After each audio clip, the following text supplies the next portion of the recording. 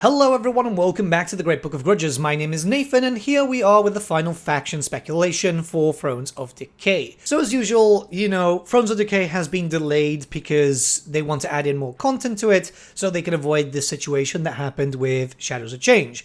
We're expecting Thrones of Decay now in April, and that's perfectly fine as long as the content is there and actually fairly decent, worth the money, and all that type of stuff. Especially as this faction, Thrones of Decay, needs a lot of help. This is the Dwarfs. The Dwarfs themselves didn't really get a lot of content so far in the Warhammer series. One DLC in Warhammer 1 and an FLC in Warhammer 2. No DLCs whatsoever. They've in fact had two reworks, one fairly large one and then the other one which basically introduced rune magic. But as from there, yeah, they've not really gotten much, and those reworks ended up being kinda lackluster too. This is where we started getting to the situation where reworks associated with a DLC faction were much better than those coming in as an FLC. That means that the Dwarfs have suffered a fair bit, and they're generally a well-liked faction. There's a lot of characters that you can end up playing with. It's just a little bit of a lackluster situation here. So let's talk about how Thrones of Decay could actually fix this problem. Now, there's two characters that I could actually see as the possible legendary lord, but this is the one that I feel is associated the most, as I kind of expect this to be like a Slayer/Engineer style DLC. So this is Malachi McKayson. He is a Slayer Engineer, which means that he's an engineer that's taken the Slayer's Oath. This makes him rather unique, as he is known to use range weapons too, where the majority of Slayers, not all of them, but a grand majority of them, will go upfront and personal just to do as much damage as possible and, yeah, possibly die. The end goal for a Slayer is to essentially die in glorious combat, whereas Malachi does have his range weapons to keep a little bit behind, and this means that he can keep working on his inventions. He's a character which I very much like. He's been featured in a few different novels, actually, a lot through the Gotrek and Felix series. He was a pretty pivotal character in the whole Storm of Chaos stuff because you could have a list centered around his stuff, essentially. Again, proving why 6th edition was so good, but the reason why I also think that this character is going to be attached to this DLC is because he actually has some lore centered around Null. We're expecting Temakon versus Elseth. This is a character who's gone to the gunnery school in Null and also the engineers college in Altdorf and has helped out there, becoming a teacher and an engineer for both. And, I mean, it kind of links them up very, very loosely. Some people would say it's kind of grasping at straws, but it's still something that kind of works. Maybe the Dwarfs would not be centered around the story of Elseth versus Temakon and have their own story, but having a little bit of lore that attaches it kind of works in terms of theming. Also, a lot of the new units that we're going to be talking about in this video are actually attached to Malachi. But the character himself, pretty cool, obviously, ranged, but still very capable in melee. I imagine that skill-wise, he'd also be able to increase the capabilities of anything ranged and anything mechanical, so any war machines, maybe even having some buffs towards Slayers too. He'd be like the ultimate buffer for a very specific type of army, which would be the Slayer list from, 6th edition Storm of Chaos.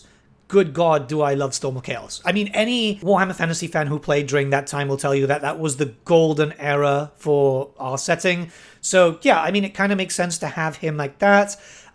Mechanics-wise, I could see something really similar to that of Ickett's Workshop. And yes, I know some people don't like the idea of a reskin thing, but hear me out because it would be this and something else. So the first thing is obviously the Ickett's Workshop situation, where you'd be able to buff up and get some special pseudo regiments of renown just for Malachi. So you'd be getting a lot of really powerful types of artillery, your organ guns too. Everything that would be classified as a war machine would just get ridiculous stats overall, faction-wide too. Not like in an overpowered sense, but they would be much, much stronger. And yeah, you would be the faction that would take out stuff before it got to you. Kind of ironic, as you are the Slayer. But rather than using Warpstone, you'd try and search around the world for different types of mechanical parts, with your end goal being to build the Spirit of Grungi. We'll be talking about Thunder Barges a little bit later on, but this would be like a Thunder Barge on steroids. One of the most powerful, if not the most powerful unit in game. You'd only be able to get one of them. And it gives you a little bit of a reason to explore the world, go take out different armies, maybe conquer certain settlements. Just a reason to explore and conquer whilst you're trying to build up this big boy. It could even attach to a possible Tamokhan versus Elfsef DLC, where the Dwarfs are trying to lend aid to stop the Tamokhan hordes, you know, all the hordes of chaos there trying to go through the Empire, because, you know, you might have left some very important documents inside the Null Gunnery School. Wars have been started for less for the Dwarfs, you know? So this kind of makes sense. It kind of adds in a massive climactic end battle. Again, something that I said in Elsef's video, where we'd have like a multi-layered city and stuff, which would be really, really cool. Creative Assembly really need to start bringing in some unique buildings and unique cities for the big capitals at the very least. This is the character that I would personally think is the strongest contender. There are a lot of people who would argue otherwise, but this is a rather well-known dude. Despite the fact that he was centered mostly around novels and the Storm of Chaos stuff, he is fairly popular. Now, there is a secondary choice, and this would be Joseph Bugman. The problem is with Bugman is that no units are pending that are associated with him. Everything else, like the Rangers and so on, have been in game since, I think, the King and the Warlord. But in terms of character, he's pretty cool. He is one of the most well-known dwarfs in the setting, mostly because, Bugman has outlived Warhammer Fantasy, right? There is a physical Bugman's bar at at Warhammer World. He's pretty cool, mostly because the character is centered around, they had a brewery. This was a family brewery, which was very popular. It was selling to the dwarfs, it was selling to the Empire, it was selling to other human nations. But unfortunately, when Bugman was out in delivery, a bunch of greenskins came and burnt it all down, stealing what's left of some very precious brew. Since then, Bugman has been hunting down pretty much every greenskin in existence, and he won't stop until every greenskin has been eradicated from the Warhammer Fantasy world. So his story is very much clear, and this is why I don't think that we could get him as this DLC. It's one of these things where his lore is so really like cemented that I don't think I would accept anything otherwise. Like, I wouldn't see Bugman coming to rescue Null and so on. He could have a separate story, and that would actually be kind of cool. But I think a big problem with Shadows of Change was the separation of story. Everything was kind of built up to be together, and then it was all very disjointed. It felt like narratively a bad DLC. Well, there was loads of issues with Shadows of Change, let's be honest there, but the narrative just felt so all over the place that it didn't feel as good as we've seen through different DLCs in the past. Also, a big issue with Bugman is that he is always traveling. He doesn't have a Karak, he doesn't have a base of operations, so he would have to be like a Horde faction. Hordes right now, unless CA do something radically different, they're pretty boring. Obviously, we do have a good situation with that of the Beastmen and the Warriors of Chaos, but they're not really hordes anymore. Well, the Beastmen still are, but the Warriors of Chaos, they still have like a lot of bases of operation. I don't know. Maybe something could change, but if you're going to give me the option of one or the other, it's going to be Malachi, as Malachi makes the most narrative sense. Now, in terms of Lord and Hero options, Slayers, right? Dragon Slayers, Troll Slayers, I believe there were also. The fact is, we need Slayer characters, generic ones. It's weird that we still don't have these, right? We've been playing with Unram Ironfist for a while now, and still nothing. The theming has been lost there a little bit, so it's about time that we actually get it, and that way we can have full Slayer armies. And yes, I know it's not the most important thing to add in, but again, having every single option possible is better than not having it. It's one of these things where we want a lot of fun stuff, you know? It's sometimes better to have the options and not need them, because while you might not use them personally, someone else will. I, for example, don't play Karakedron without heavily modding it to have a lot more Slayers, because if I'm going to play the Slayer Keep, I'm going to have a Slayer army. Naturally, these lords would be more focused on melee, and what they would be there for is to buff up Slayers. They'd be able to buff up all your armies, naturally, right? So you'd have your still generic red skill line, but what they would be really good at is buffing up other Slayer units. We have a few already, and I'm expecting that we'll get a few more Slayer units within this DLC. So it just adds to a little bit more thematic stuff. I mean, we've already got the standard, lords, and we've got the engineers, we've got everything else there. So it's about time that we had this too. Now, here I'm expecting an engineer lord, and it would be more so like a FLC attachment. They'll probably just put it into the patch more than anything else.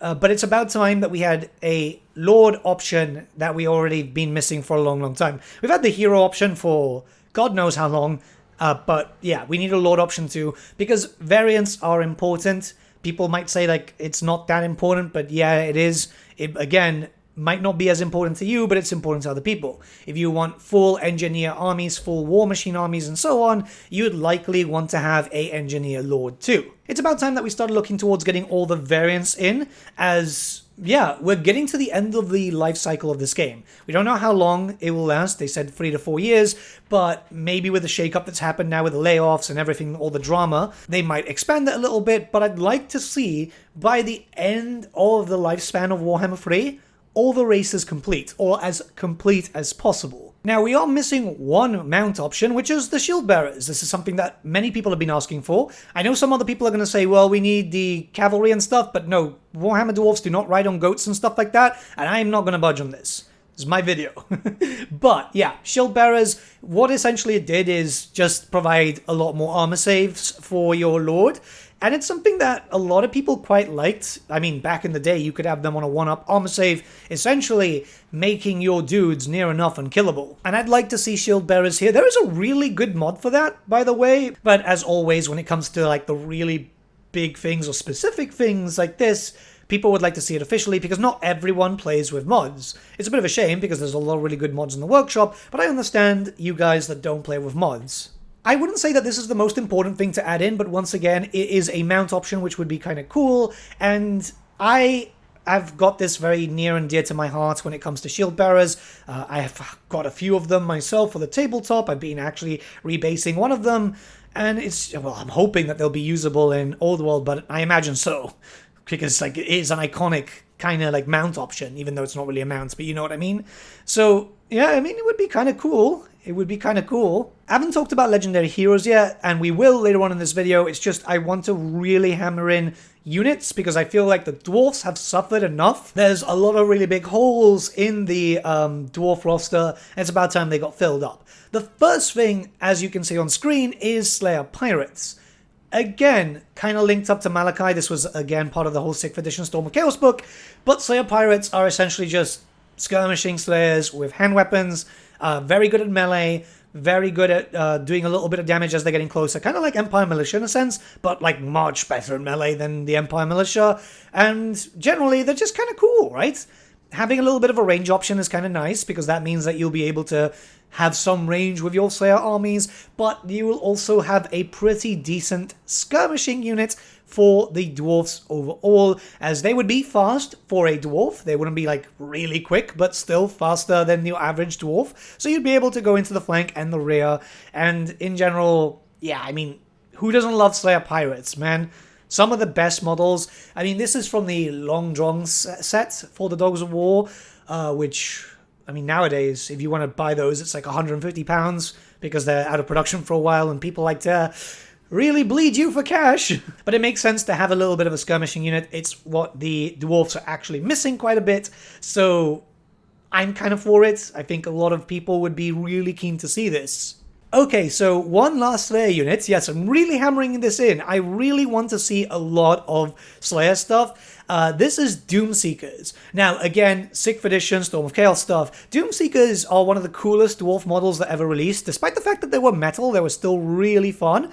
They are Slayers, but with whirling weapons. It makes them kind of similar to, well, the Wrathmongers, actually, for the Chaos factions. And essentially what they are is very good at cutting shit down. So you'd throw them into a horde of enemies and they would just naturally start killing stuff. And this is what you want from this, right? They'd have high anti-armor damage, so they'll do a lot of armor piercing. They'll be quick too, because Slayers are generally fast for a dwarf. And they're very resistant to magic. Like, the dwarfs are resistant naturally to it. These guys tattoo themselves with protective runes on their skin, which makes them even more protected against it. Meaning that any big spells that normally would kill even dwarfs would be rendered relatively useless. This would be a high tier unit. It would essentially be the last tier of Slayers, and they'd really bring their own in, right? So they should be as destructive as, well, pretty much, you know, Khorne chosen with great weapons, but faster than that in dealing damage in melee. I really, really want these. I'm a big fan. This is a unit that I'm hoping returns in the old world also because, yeah, I mean, they're just super cool, dude. Cool factor, even for basic infantry, still exists in Warhammer Fantasy, and yeah, you don't really get cooler than a bunch of dwarfs who are already suicidal as it is, flailing about a bunch of weapons and just cutting down anything in front of them. Now we're going to move on to war machines and so on, and this didn't have rules, but man, it's something that a lot of people are saying, like, if we can't get cavalry, we should get this. This is the Grudge Pony. This is a weird thing because it was added into the Skull Pass box, I think, and yeah, that's it. It was pretty much just scenery. But a lot of people, even fan projects, had some fan-made rules for it to make it a little bit more fleshed out, and it's something that could work here. You see, what it did was a support unit. This is for like tabletop fan rules, but it increased range of units, right? And what could be done here is it could do that. It could either increase the range of some of your range stuff, or even just be there to replenish ammunition. I mean, it would just be kind of cool for the dwarves to have a proper support unit. You'd think the dwarves, being how they are in terms of like technology and so on, they would actually have this. It makes a lot of logical sense. And yeah, I mean, why not, right? This is a big thing. The model exists. You can pretty much still get them. There were so many of them because that kit was so popular. You can find a lot of Grudge Ponies all over the place on eBay and so on for like a tenner. And again, why not, right? Some people might be a bit apprehensive because they never had official rules on the tabletop, but, you know, Games Workshop can easily say, well, that was the original plan all along, but we just never got down to it because there was a lot of things that they had planned that they just never got down to. And yeah, support for the dwarves, very, very important. It would make your range armies a little bit better. I mean, they're already quite good anyway. But the most important thing is, because I've seen a lot of people saying, well, the dwarves need to be faster, the dwarves need to be this, that, and the other. No, the dwarves need to play like dwarves. And what they do is they castle up. So having some support stuff also fits well with the fantasy of Warhammer Fantasy Dwarfs. Now for something really, really cool, we've got the Goblin Huer. So this is as ridiculous as it looks. It's actually what you used to get Malachi with on the tabletop too. So the Goblin Huer is a war machine that just is a horde killer. You know, you just throw it into the enemy lines and have it just rip apart stuff. It could also do some range damage, I believe. It's been a while since I've been able to use these. Admittedly, I haven't played Sixth in quite some time, which is a bit of a shame, but this gives you a reason to have two variants, right? One which is range and also good at melee, and then one that is purely melee, which means that the purely melee one will be cheaper. Yeah, you know, this would be fairly quick at moving. It wouldn't be like the model looks, so it actually have to have wheels so it can move around, and this could be your quick moving thing. So yeah, you're not getting cavalry, but you are getting a war machine which is going to move around fairly quickly, kind of chariot style, and rip apart enemies. Looking absolutely amazing, because who doesn't want a blender, like a literal blender unit? Having the range will also be quite good, because that means that you can, you know, from a distance, not something too high, maybe 120 to 145 range, but it would still do some damage whilst you're waiting for the enemies to come, or if you want to use it for the side and the flank and the rear, go for that, right? As things go with cool factor, this is definitely one of those cool factor type troops, and yeah, I mean, it fits well with Malachi. It's literally attached to his box, right? When you used to purchase it back in the day. We need theming, and this is a Slayer weapon that can also be used with everyone else. It kind of works. Okay, I've waited enough to actually talk about this because I know a lot of people are already commenting, where's the Thunder Barge? But yeah, Thunder Barges never had an official model. However, they did have rules. It was in the Big Red Book for 8th edition. It was horrendously ridiculous, right? Like an overcosted thing. You actually had to physically make the model yourself.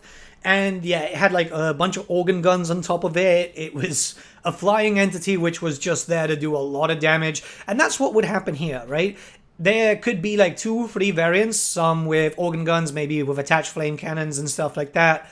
Just being absolutely massive, very, very expensive, and in all honesty, I would see this being done in such a way that you would need to do kind of like a dwarf right to be able to get one, but it wouldn't be limited to just one, you'd get more, but there would be like a fairly big cooldown to get them, because this would be a flying unit with so much ammunition and so much gunpowder that essentially it should be able to solo at least very basic armies by itself. They'd probably tune it down to be able to balance the game a little bit, but yeah, this should be slow-moving, very durable, extreme amounts of HP, and just being able to demolish even the most heavily armored troops and focus fire down big monsters without too much of an issue. This would make the dwarfs much, much stronger, which is something that you should be able to see in campaign.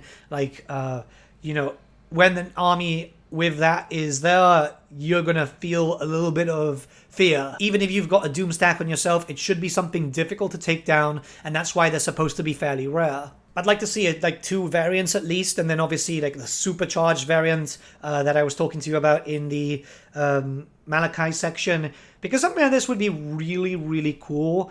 And it's about time that we finally saw it represented properly. I believe there was in War Master way back in the day, but even then, you know, we haven't seen it properly in Warhammer Fantasy Battle, so it's about time. It'd be kind of cool if we saw this in Old World too. I mean, this would be stupid ridiculous, right? It would be a lot of points. But something like this is a big ticket item, and a big ticket item is what sells DLCs. Obviously, other stuff like unit variants and stuff like that helps, because people do like having all the little toys, but the bigger toys are the ones that bring people into it a lot more. Correct me if I'm wrong, of course, but I tend to get more hyped up when I see big creatures. Like, for example, Shadows of Change, while it wasn't a really good DLC overall, because of the price more than anything else, I was fairly excited to see stuff like, for example, the Mutilar Vortex Beast. It's a big creature that people do like, and the same thing with the Incarnate Elemental, more so for the Beastmen than for Kislev, but you get what I mean. It's a big ticket item. Right, we're going to put 2 things here together because they're kind of interchangeable in terms of names. Rune Guardians and Rune Golems. These would be mechanical constructs, which would be very slow but very durable.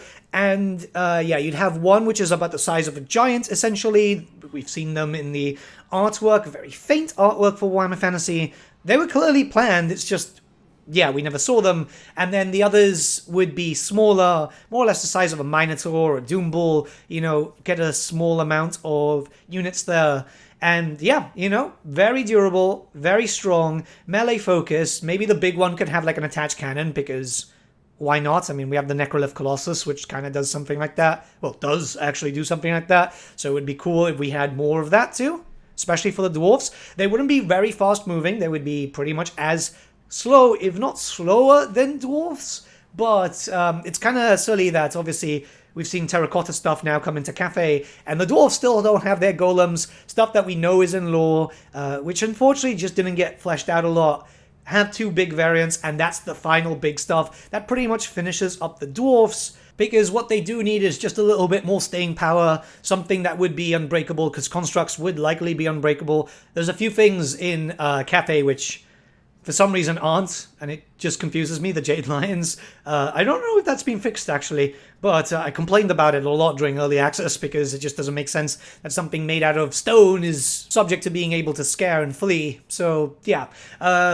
Yeah, I mean, I think this would be the best thing when it comes to the dwarfs. I know some people would be saying the Shard Dragon, and don't get me wrong, I would like the Shard Dragon, but I feel like this faction is already getting so much attention in terms of unique stuff, and it would be very one-sided. The other thing is, the Shard Dragon, I understand why people like it, because it is attached to the dwarfs in terms of just rune magic and so on, but it just kinda sticks out like a sore thumb, right? I would rather the Shard Dragon find its way into the game through some sort of arcane DLC.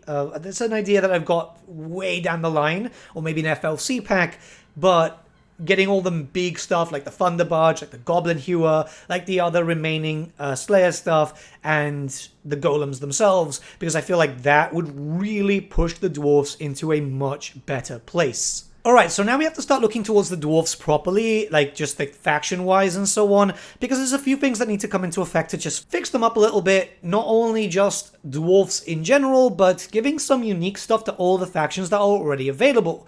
It's a bit of a problem when there's not a lot of variety, and some of the variety or uniqueness in a faction is more boring and soul-sucking than anything else. So just off the top of my head, you know, fix up the tech tree, which is just really ugly. One thing that they could do is just separate the stuff around to make it more like how everything works for the Chaos Dwarfs, you know? Separate them into 3 different sections: industry, the throng, and, I don't know, rune stuff, and there you go. It'll just be better on the eyes, it'll be easier for people not to be overwhelmed. Not so much you guys if you've been playing a lot, but it does affect people who might be new to the faction, and seeing something like that, it's like, whoa, what do I actually have to do? Fix up the grudge system also, which is fairly flawed. I mean, there is not a lot to go by it. It's just like the Empire Elector Count mechanic, it's just... There's a lot more negatives than to bonuses. If there was a little bit more bonuses, I think it would be a bit better received by the community. I don't know, it feels extremely lackluster. Hell, in most cases, you can just pretty much ignore it too, because, yeah, there is no, I don't know, it feels like it's there to be a nuisance more than anything else. Maybe that's just me, though. One thing that needs to be done is the dwarves need to be treated like an underground race. All the Karaks, the major Karaks, should have a separate build slot for specific buildings that kind of exist for being underground, right? Think of it like having your own cult building, but within your own settlements. It can offer bonuses, it could be very much linked to each province and provide certain bonuses there, like a engineering Karak would then focus on a little bit of bonuses towards your artillery stuff, whereas a warrior's Karak would focus on some bonuses for that. You could only have one per province. The idea is just a theme, because this is how it always goes. And if Creative Assembly want to go a little bit further, make it that some of them have specific landmark Karaks, which provide some bonuses. So obviously, you know, you would go to a Karak-Kadrin and get a Karak specifically for Slayer stuff. It's just a little bit of theming there, which would then kind of be expanded upon when we start looking towards the specific characters. But yeah, I don't know. It just feels like they're building too much like a empire, right? And it just doesn't fit. Now, when it comes to specific characters, some of them do need a bit of a facelift. One thing is fairly certain: Grombrindle and Thorek Ironbrow are perfectly fine. And that's actually a really, really cool thing, because... yeah, I mean, they've both got really fun campaigns. Thorek is a menace. Grombrindle has some really unique mechanics there for all the ancestral bonuses and so on. The other characters, unfortunately, are missing out on that. And I feel like that is what needs to be expanded upon. So these two can be left as is. I mean, if you guys have any ideas for them, feel free to put them in the comments below. Because obviously the idea here is to give some ideas to Creative Assembly. But I feel like these two guys are fine. Thorgrim Grudgebringer, on the other hand, so this is something interesting, right? When it comes to being the High King of the Dwarfs, one of the main things that you want to do is unite the Kara's Anchor. All the different dwarfs and dwarf realms in the Warhammer Fantasy world. This is not just the World's Edge Mountains, but also the Southern World's Edge Mountains, the Grey Mountains, those are the ones next to Bretonnia, and some of the mountains in the northern areas, which is like where the Norse dwarfs are, right? What if we had a system kinda, and I mean kinda, like the Geomantic Web for the Lizardmen, right? But it only links up to those specific areas, stuff that is owned by the dwarfs. The more you actually link it up, so the more that you unite all the dwarven areas, the more faction-wide bonuses you'll get. You'll start off with maybe a negative at the beginning, unite the whole first area, and then you'll already go to neutral, and then start getting some bonuses there. Every full province will give you a bonus, right? And it won't be like massive bonuses. Sometimes it will just be like 1 extra growth per turn, but this would be faction-wide. But when you get to the full Kara's Anchor faction-wide, you might have plus 15 growth per turn or something, right? Plus maybe some public order, extra trade resources. It would depend with how many provinces you actually unite. Something like that would be actually really cool, because well, it just fits with the theme. That's what all the dwarfs pretty much want to do, but it would be the prerogative of the High King or the dwarfs to launch such attacks and reclaiming all the lost areas. You know, Black Crag, Eight Peaks, all of those were lost to, like, you know, Greenskins and Skaven and stuff. And yeah, it would give you more of a narrative rather than here you go, start and go, right? It's one of these things. It's part of your campaign, and it's something that you'll naturally do, so it's not like a forced mechanic. Unram Ironfist just needs some Slayer systems, right? So you'll be able to pick up, kind of, again, taking inspiration heavily from the Lizardmen, which is kind of funny that the Lizardmen are in a really bad place or in desperate need for a rework, but how their mechanics could actually benefit other factions. So what if there was a system like special randomly generated Radiant quest battles in a way that the Wood Elves have, where you get those quest battles showing up in your realm, and those are kind of like invasions, right? If you go and deal with those invasions, you'll then get some buffed up Slayers, so they'll have like the orange markings on them, kind of like the Blessed Saurus and so on, and it would just be kind of cool. They'd be stronger, they'd be more magical resistant, just a little bit more, but it'll give Unram something to do. This is also another way that you'll be able to power level up some characters, because those invasions are pretty good at farming XP anyway. But it's just something that fits the theme with a Slayer. You're going to be wanting to fight random attacks of Beastmen, Warriors of Chaos, monsters, just to give you that theming that yes, you are playing a character that is actively seeking his own death. That's pretty much the main thing of his lore, other than the fact that he's also leading the Slayer Keep. But yeah, this kind of works. And then Bellar, our good friend Bellar. You see, he's got a unique mechanic. It's just, it's bad, man. It is really bad. The main thing is you need to take over Karak 8 Peaks, and then you'll get some bonuses from it and so on.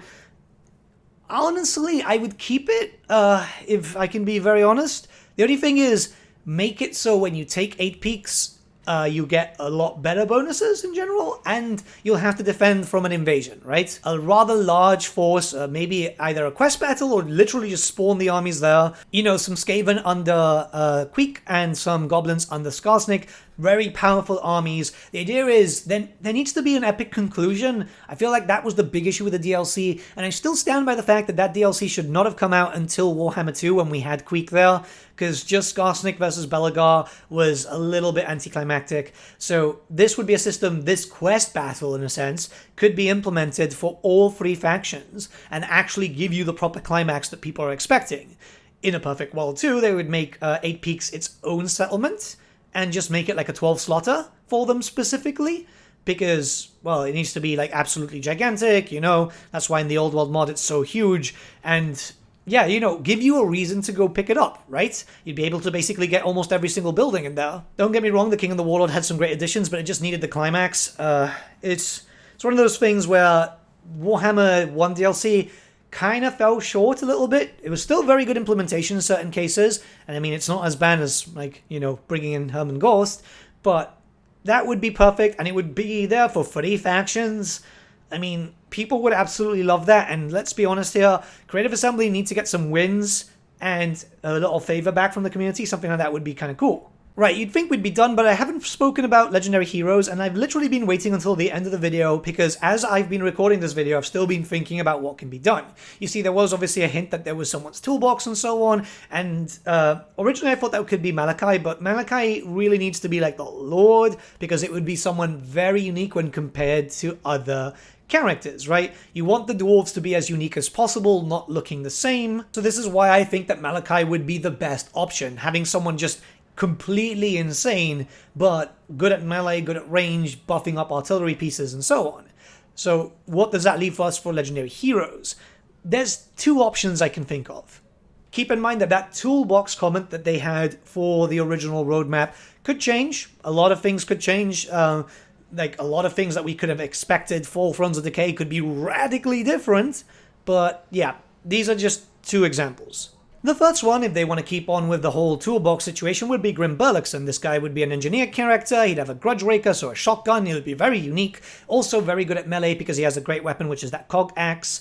Yeah, his functionality would be very heavily armored, so he would be there to buff up artillery pieces, kind of like what Malachi would be expected to do too, but also be very much able to be at range with your, you know, thunderers and so on, but also push up and maybe be up front line without too much of an issue. He should be as durable as Longbeards, essentially. I mean, it's a pretty cool character. I very much like him, and I think that this one is another unique-looking character. They need to have a lot of uniqueness, right? Acold is very unique, even though he's still a Chaos Warrior. And that's what made him so special as a free character. And I'm still standing with the whole idea that if we're going to get €25 DLC, we need a little bit more units and 3 legendary heroes, 3 legendary lords, not counting a FLC legendary hero and legendary lord. That character, however, would be for like the engineer side. If they want to just go full Slayer, maybe we could just get Garagrim Ironfist, right? Where he would be a melee legendary hero, which, I mean, Creative Assembly seemed to like the idea of. And yeah, he'd be a great fighter. He'd be available for everyone. If you play as Unram, for example, you should automatically start with him because that's why you're his father. But with everyone else, you'd have to get for a few levels up and then just automatically unlock him through a series of quests. Yeah, I mean, not the most interesting character, obviously, but maybe some people want like a Slayer character. Personally, kind of want Grim Bollocks more than this. But these are the 2 ones that I feel are unique, right? Because yeah, it's easy enough to get another Thane if you go through like the Dwarf roster of missing characters. There's a lot of melee characters which are just Thanes and so on. But I feel like either a Slayer character or an engineer would be the best. But yeah, these are my suggestions. Honestly, Creative Assembly could go either way. I know they watch my videos and so on. They've told me. So I'm just throwing out some ideas because we all want to see DLCs happen, but we obviously want them to be worth the price if they're going to be €25, and it's very likely they're going to stay the same. Yeah, you know, we all want good value for money. But let me know what you guys think in the comments below. This will be the last video until the 26th because we know that there is going to be a Old World reveal on the 26th. So I'm taking tomorrow off. Merry Christmas, guys. Have a good one. I'll see you all again very, very soon. I hope you are enjoying time with your family. And if not, I hope you're doing all right. Obviously, reach out on the Discord. There's loads of people chatting there. And I'll see you all again very, very soon, guys. The year's almost over. Oh my god. See you soon.